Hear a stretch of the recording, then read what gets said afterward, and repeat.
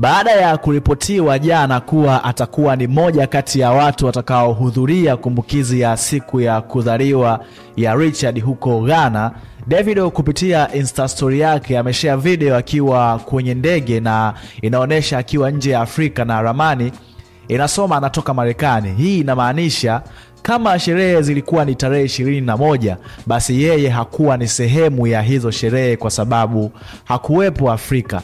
Lakini pia msanii mwingine ambaye alikuwa kwenye orodha ya watu watakao perform kwenye hiyo siku muhimu ya bilionea Richard ni pamoja na Stone Boy.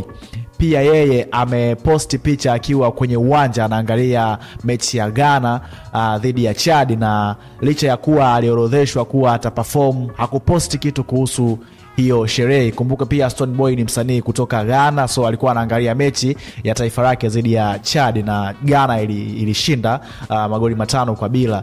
Msanii mwingine ni King Promise. Yeye amepost na ameonesha kuwepo kwenye hilo tukio na amemtag pia Richard kupitia Insta story yake. Lakini kwa upande wa Diamond Platnumz tumeona ameenda, na kwa mujibu wa Baba Levo, show ya Diamond imemuingizia shilingi bilioni 1.7 kwa dakika 45 tu. Yani kipindi cha kwanza cha mpira wa miguu kimeweza kumuingizia shilingi bilioni 1.7 Diamond Platnumz.